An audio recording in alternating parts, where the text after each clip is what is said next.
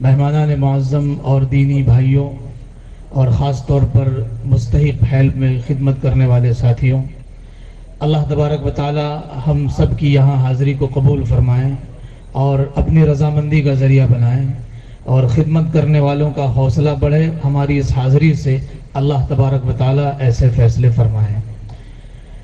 یہ گروپ انسانی ہمدردی کی بنیاد پر قائم ہوا ہے۔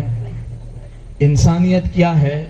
کسی سے پوچھا گیا کہ انسانیت کیا ہے، تو اس کے جواب میں اس نے کہا کہ انسانیت یہ ہے کہ ظلم، بے رحمی، بے انصافی دیکھ کر سماج کھڑا ہو جائیں، بیٹھا نہ رہے، اس کو انسانیت کہا جاتا ہے۔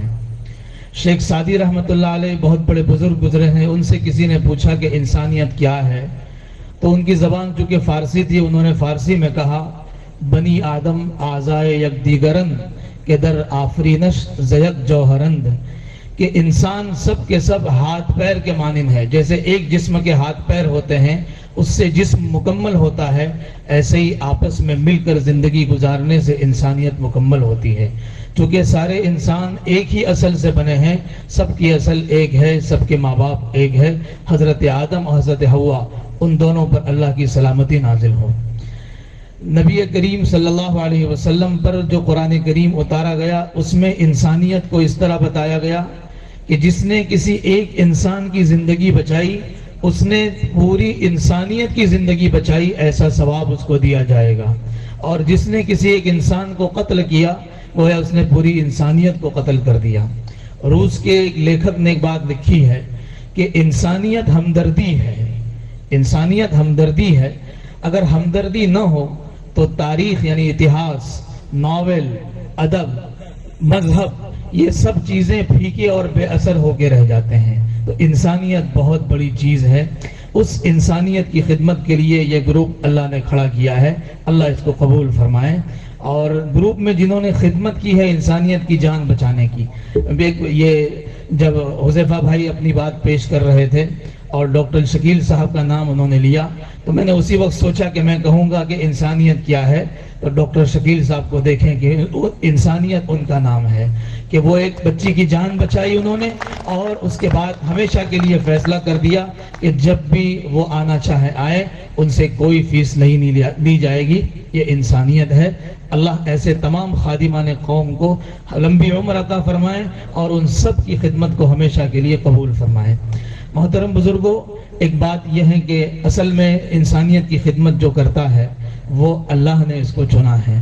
ایک بہت پیارا واقعہ میں نے کتاب میں پڑھا کہ ایک شخص رات کے 1 بجے اس کی آنکھ کھلی، اب نیند نہیں لگ رہی ہے، گھر میں کوئی ہے نہیں، اکیلا تھا اس دن، تو اس نے ٹی وی آن کیا، لیکن ٹی وی پر بھی کوئی دلچسپ پروگرام نہیں تھا، تو اس میں بھی دل نہیں لگا۔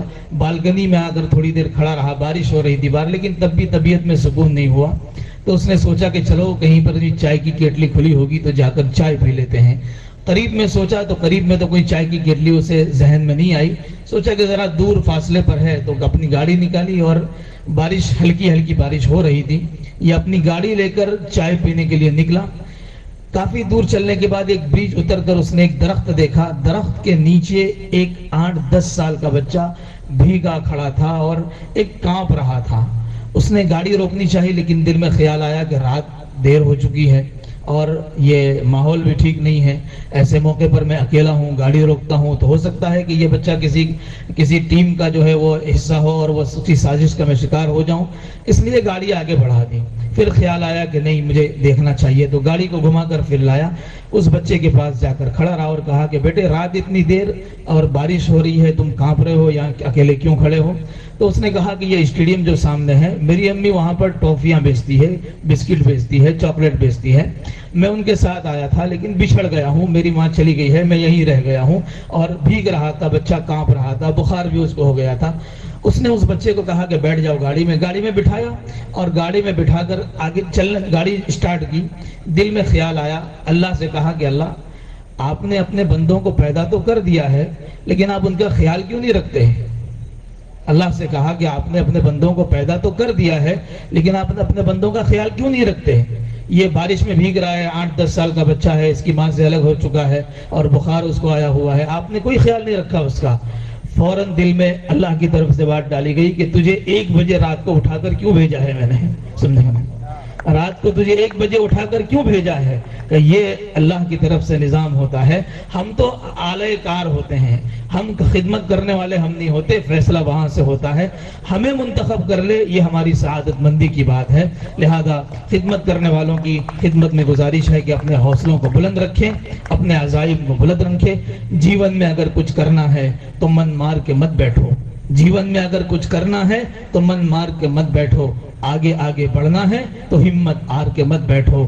پیر ملے ہیں چلنے کی خاطر، پیر ملے ہیں چلنے کی خاطر، پیر پسار کے مت بیٹھو. جیون میں اگر کچھ کرنا ہے تو من مار کے مت بیٹھو. دھرتی چلتی تارے چلتے چاند رات بھر چلتا ہے. دھرتی چلتی تارے چلتے چاند رات بھر چلتا ہے.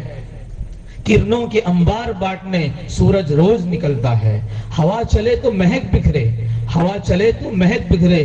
تم بھی پیارے مت بیٹھو. جیون میں اگر کچھ کرنا ہے تو من مار کے مت بیٹھو. ان سے کہوں گا کہ اپنے حوصلوں کو بلند رکھیں.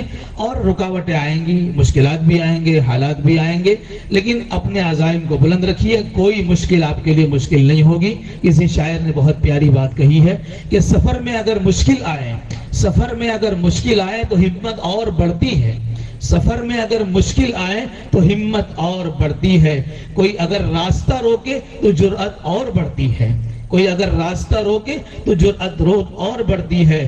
میری ناکامیوں پر اگر کوئی تنقید کرتا ہے، میری ناکامیوں پر اگر کوئی تنقید کرتا ہے، چاہے وہ دشمن کیوں نہ ہو، اس سے محبت اور بڑھتی ہے. یعنی اگر کوئی ہمیں اپنا آئینہ دکھانا ہے کہ آپ کی کمزوریاں ہیں یا آپ کی خامیاں ہیں، تو اگر وہ واقعیتاً خامی ہے تو اسے دور کرنے کی کوشش کیجئے، اور اگر وہ خامی نہیں تھی تو مسکرا کر ہنس کر آگے بڑھ جائیے. یہی آج کا پیغام ہے. ترقیوں کے دور میں اسی کا زور چل گیا بنا کہ جو اپنا رستہ بھیڑ سے نکل گیا. ایک بھیڑ ہے انسانیت کی، اس میں انسانیت کا کام کرتے ہوئے جو گزر جائے گا اللہ کا بڑا محبوب بندہ ہوگا. آخری بات حدیث پاک کی روشنی میں 2 منٹ میں پوری کرتا ہوں اپنی بات کو. نبی کریم صلی اللہ علیہ وسلم نے ایک مرتبہ ارشاد فرمایا کہ تم میں سے کسی کا کوئی عمل اس کو جنت میں نہیں لے جا سکتا، جہنم سے نہیں بچا سکتا. اور ساتھ میں اسی وقت یہ بھی فرمایا کہ میرا بھی معاملہ یہی ہے. پھر فرمایا کہ مگر ہوگا یہ کہ اللہ اپنی رحمت سے ہم کو ڈھانپ لیں گے. اللہ اپنی رحمت سے ہم کو ڈھانپ. گویا کہ رحمت اللہ کی ایسی چیز ہے جس کی بنیاد پر انسان جنت میں جائے گا اور اپنے آپ کو جہنم سے بچا پائے گا. ایک حدیث پاک میں ارشاد فرمایا گیا من لا یرحم لا یرحم، جو رحم نہیں کرتا اس پر رحم نہیں کیا جاتا. ایک حدیث پاک میں فرمایا گیا الراحمون یرحمهم الرحمن تبارک و تعالی، کہ رحم کرنے والوں پر اللہ رحم فرماتا ہے. رحم کرنے والوں پر اللہ رحم فرماتا ہے. ان دونوں حدیثوں کو ملائیے، اس سے نتیجہ یہ نکلتا ہے کہ انسانیت کی خدمت کرنے والوں کو اللہ جنت ضرور عطا فرمائیں گے. اللہ تبارک و تعالی ان سب خادموں کی خدمتوں کو قبول فرمائے، ان کے حوصلے بلند فرمائے، ان کے راستوں کی رکاوٹوں کو دور فرمائے. وآخر دعوانا